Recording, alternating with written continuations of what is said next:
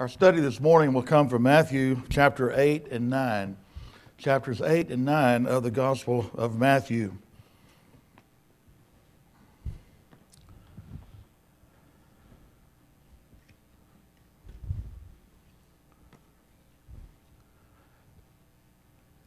Beginning in verse 1 of chapter 8. When Jesus had come down from the mountain, great multitudes followed him.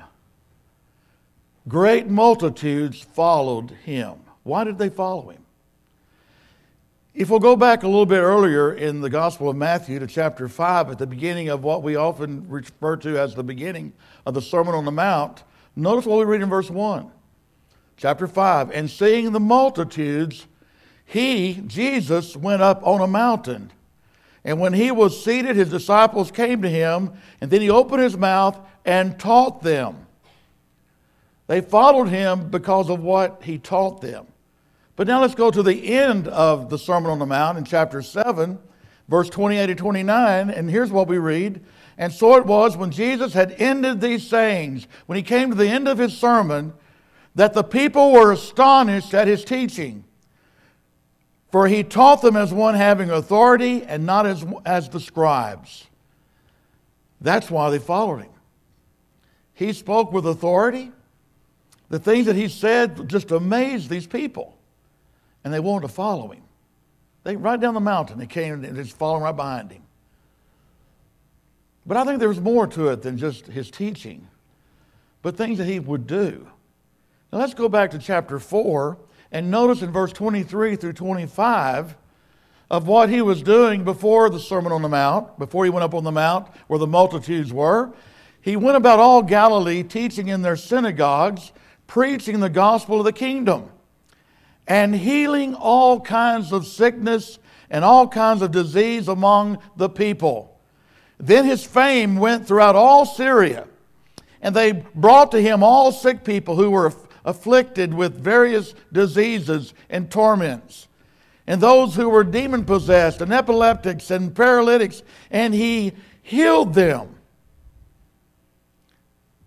And great multitudes followed him from Galilee and from Decapolis, Jerusalem, Judea, and beyond the Jordan. The reason why people were following him in great multitudes is what he taught and what he did. Now we come back to chapter 8 of Matthew. Chapters 8 and 9. And Matthew 8 is filled with miracles. As if Matthew is saying, just look at all the things that this man did.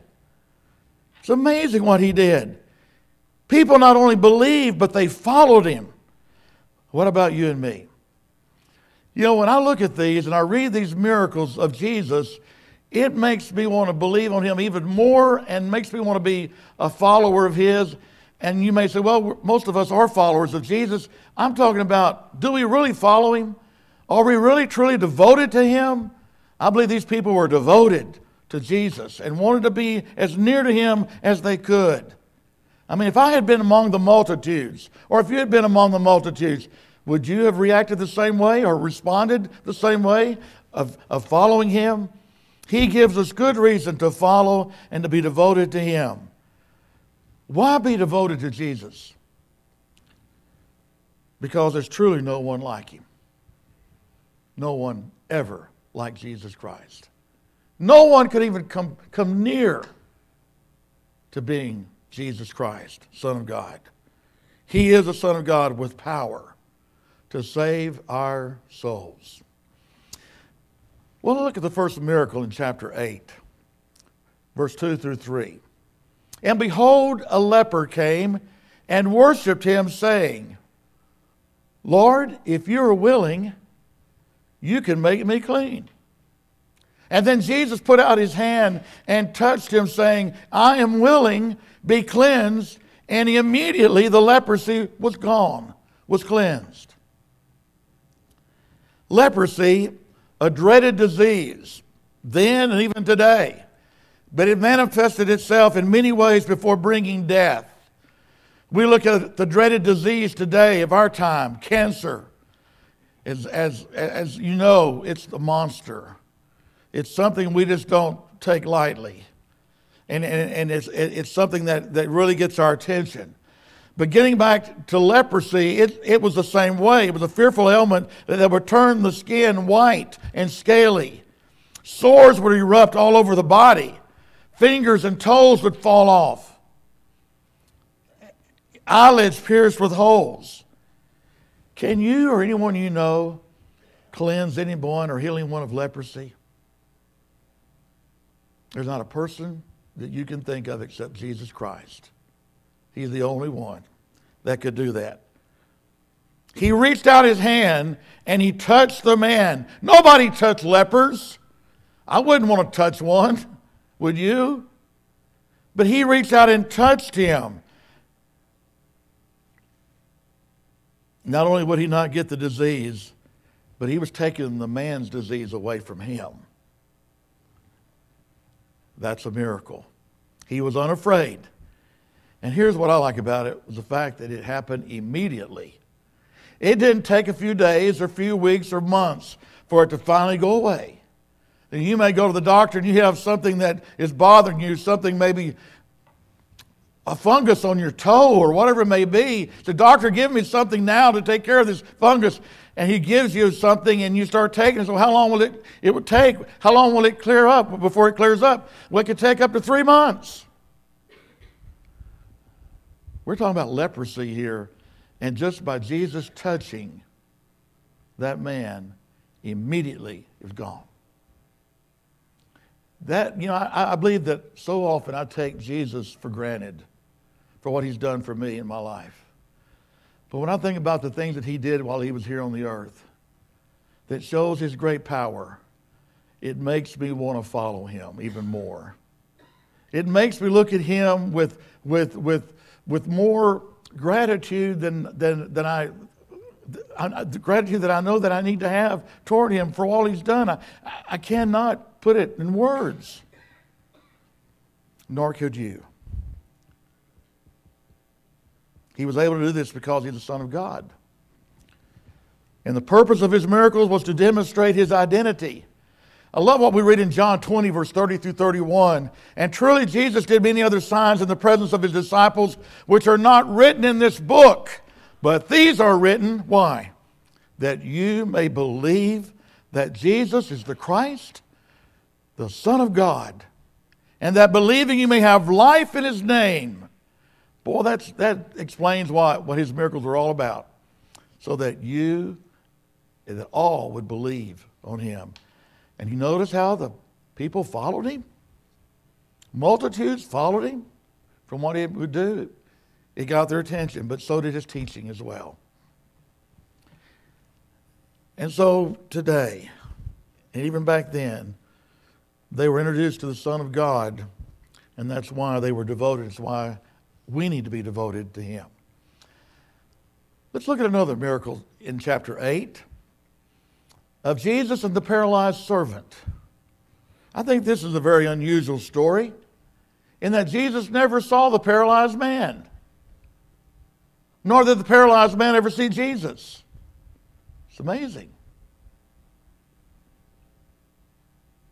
Here the paralyzed man was a servant to an officer in the Roman army.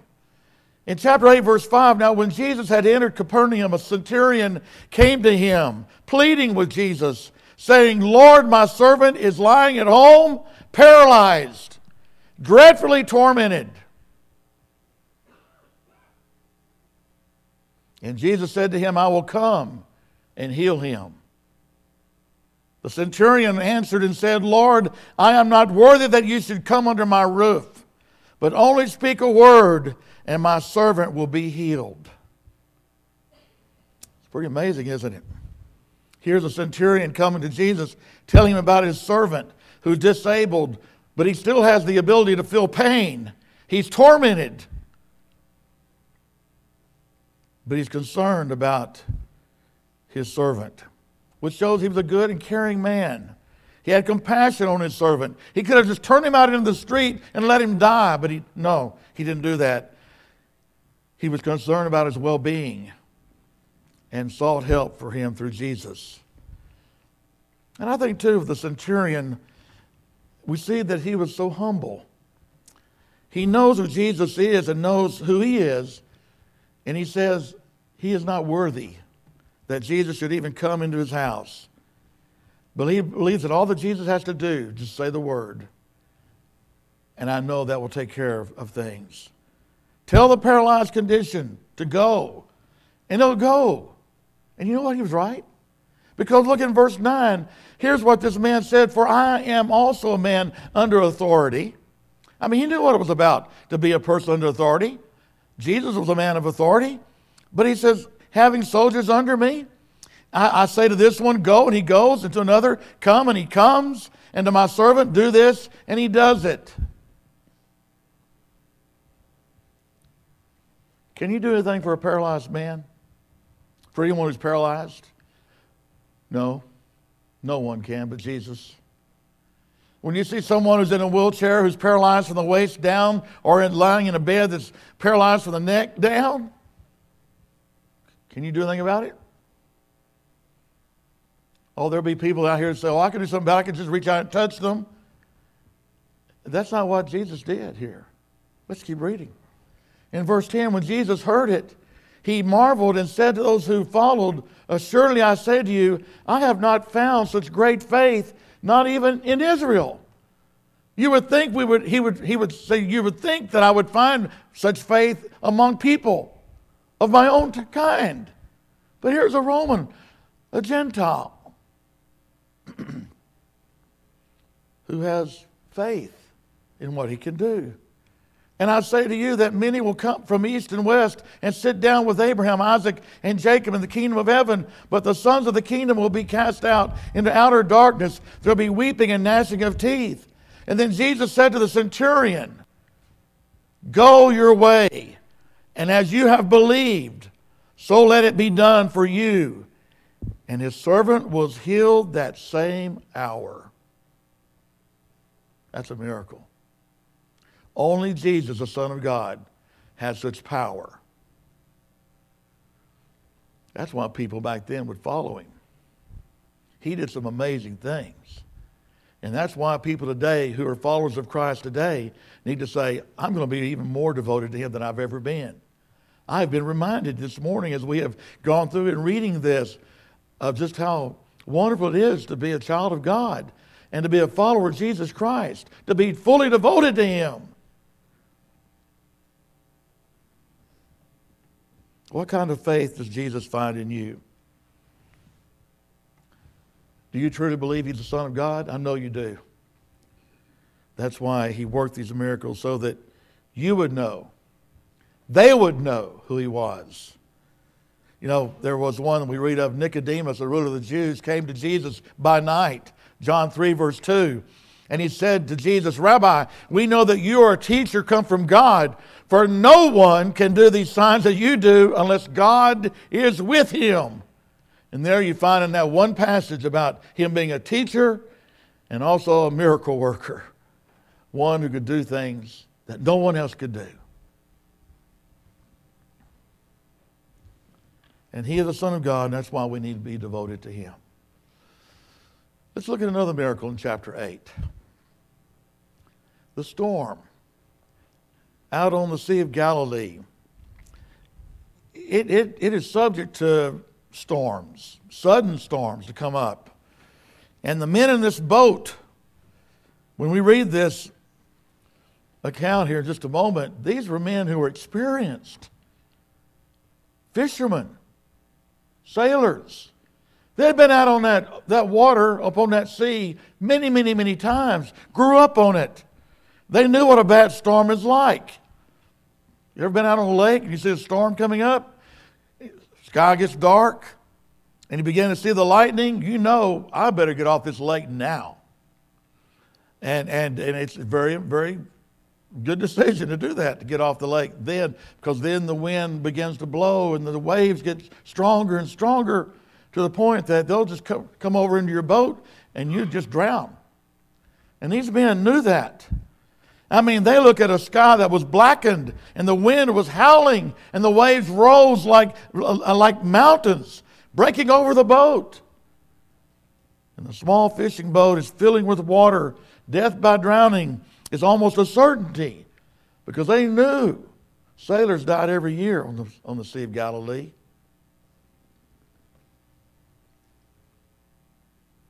But there's one person who was unconcerned that was on that boat, and it was Jesus. Now let's begin reading in verse 23 of chapter 8. Now when he got into a boat, his disciples followed him. And suddenly a great tempest arose on the sea, so that the boat was covered with the waves, but he was asleep.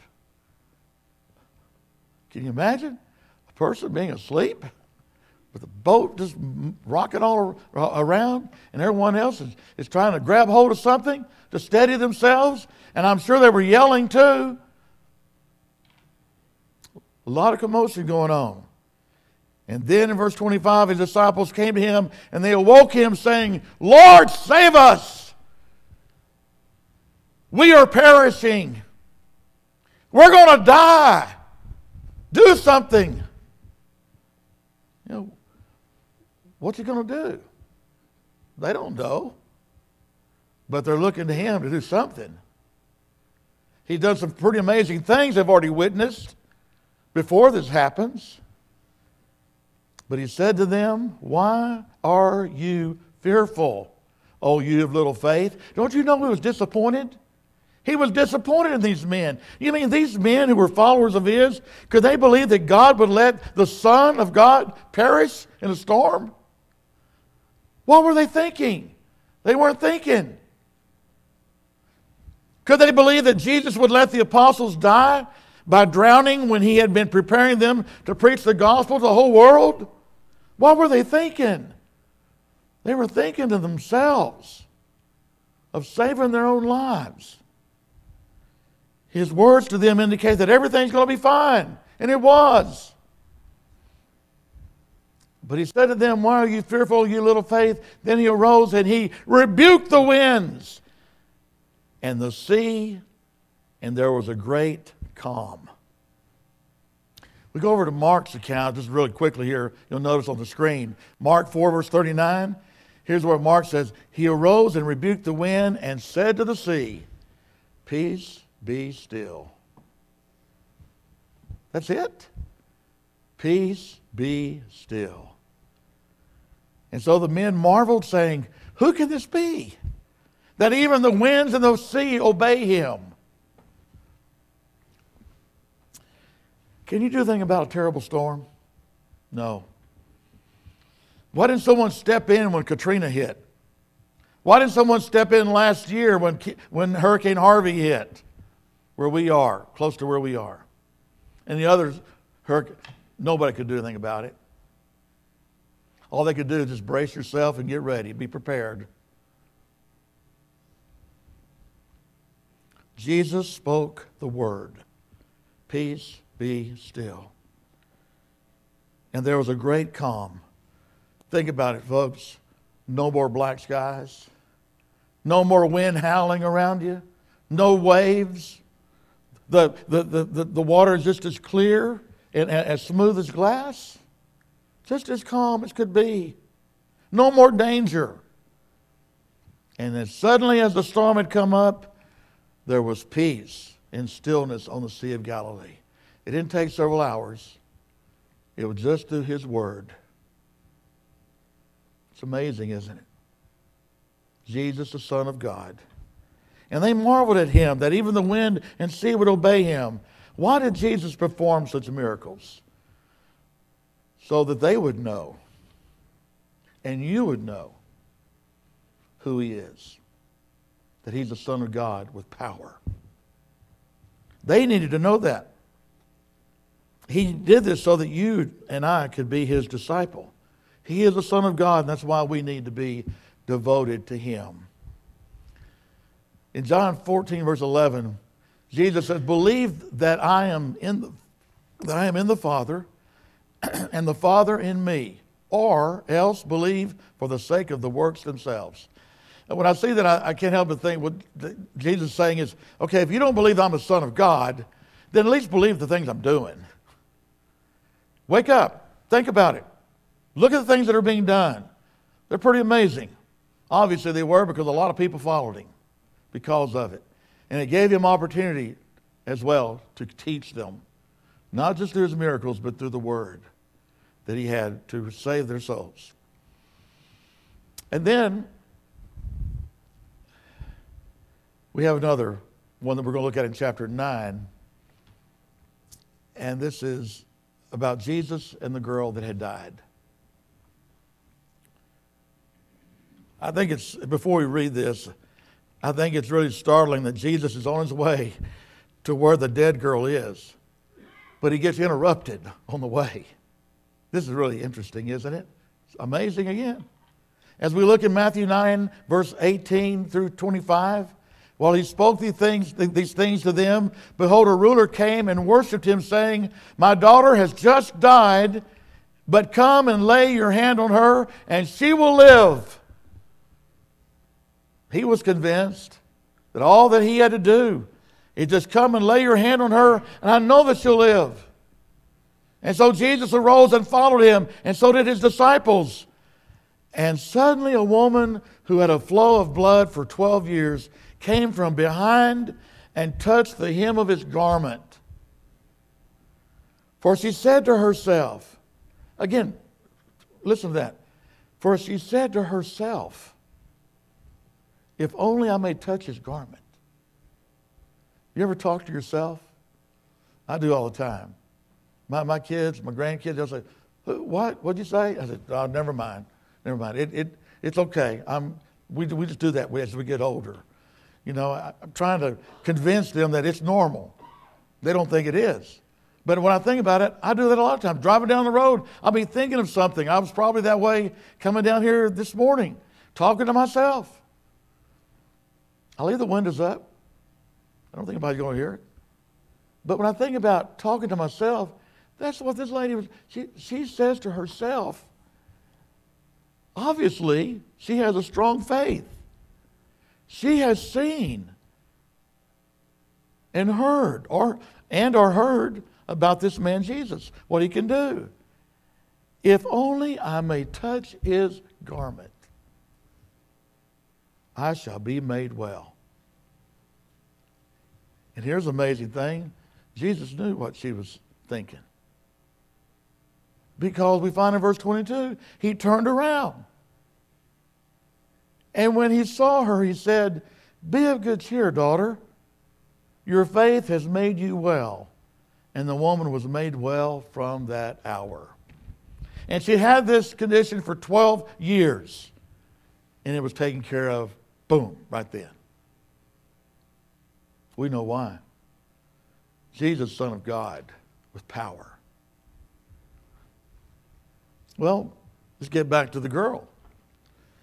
When Jesus came into the ruler's house, verse 23, and saw the flute players and the noisy crowd wailing. I mean, they'd already started the funeral. I mean, there's crying going on and there's music going on. And he said to them, make room, for the girl is not dead, but sleeping. And they ridiculed him. They're all thinking, you wasted your time coming here. She's dead. And you say she's asleep. He says, make room. Sends them out of the room. Get out of here.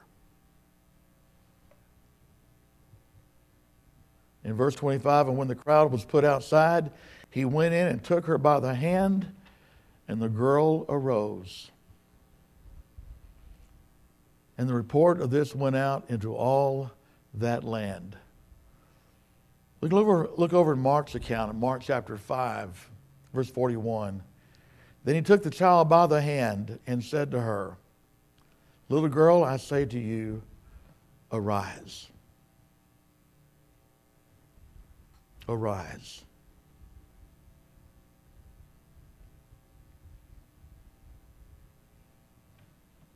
You know, these people thought that he was just too late getting there.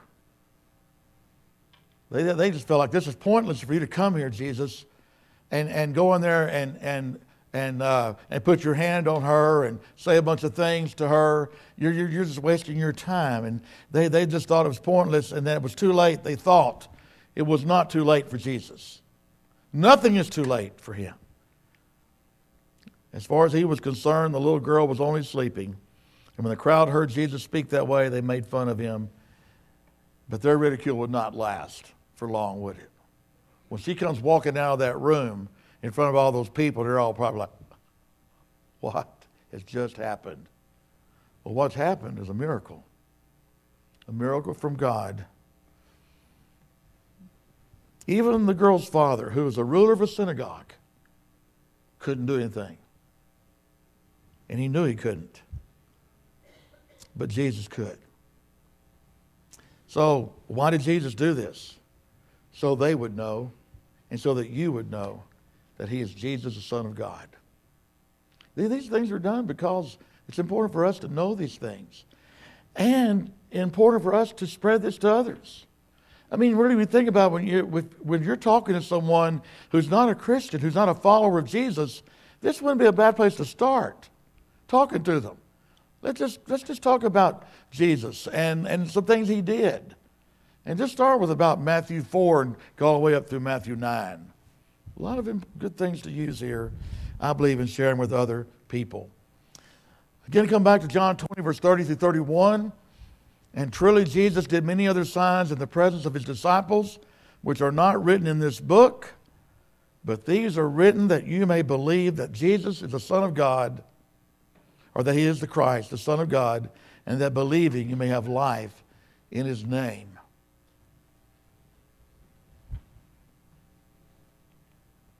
I want to just do a quick review. And there's something common in all four of these. With the leper, with the paralytic, with the storm, and with that girl that had died. Notice what we see, and I have it highlighted on the screen. But that leper came to Jesus to worship and to say, if you're willing, you can make me clean. But he came to Jesus. The father, the servant of the paralyzed man, the centurion, came to Jesus, pleading with him. All you got to do is just say, Lord, and I know that my servant will be healed. But he had to come to him first. The storm, when the disciples were so upset and concerned about losing their lives, what did they do? They came to Jesus, who was asleep, saying to him, awaking him, saying, Lord, save us, for we are perishing. But they came to him. That was good that they did that. And then we find where, in the case of the ruler of the girl who had died, came to Jesus and worshiped him, saying, my daughter has just died, but come and lay your hand on her and she will live. It just, when you go back and you read these things, you see some things that just work together, that have something in common about coming to Jesus. And I can go to our hymn book and find so many songs that we sing all the time. Most of them are invitation songs about coming to Jesus.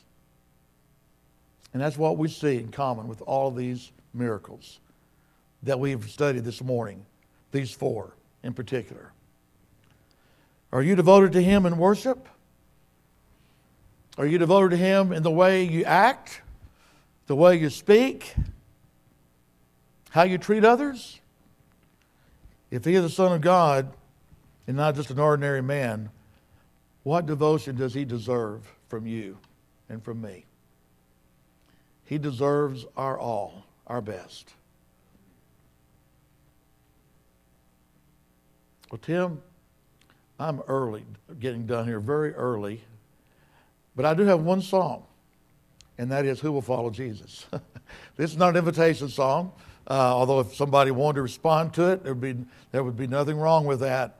But certainly, again, this lesson, I haven't used it in a long, long time. As a matter of fact, I told Vicki yesterday, I said, I have no idea what I'm going to do in the morning during Bible class. And I didn't even know this sermon was in my notebook until I got to going through last night. I thought, I just love this study. And I think it works very well for a Bible study like we're doing this morning, to just go right to the text and read these things that we have revealed in God's Word. And it just helps me to want to be a better follower. Better than I am now. I feel like at times I let him down. I really let Jesus down. I let God down. And I'm so ashamed of that. And I know what it is. It's my faith is weak. And we have to keep building our faith. And keep that hope alive that one day we're going to be with him for eternity. And so we'll close with this. It's like I told someone the other day. I heard a preacher one time, believe it or not, who said when he got to the end of his lesson, he says, well, folks, I'm out of soap. I have nothing more. I could ramble here for a while, but why don't y'all just take some time and visit with one another when we're done with this song, okay? So we're going to close with Who Will Follow Jesus? And I've chosen two verses here, verse 1 and 3, I thought that fit in with this lesson. If you'd like to stand, feel free to do so.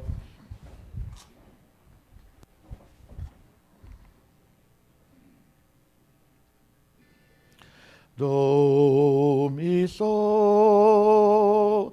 Who will follow Jesus, standing for the right, holding up his banner in the thickest fight, listening for his orders, ready to obey? Who will follow Jesus, serving him today? Who will follow Jesus? Who will make reply? I am on the Lord's side. Master, here am I. Who will follow Jesus? Who will make reply? I am on the Lord's side.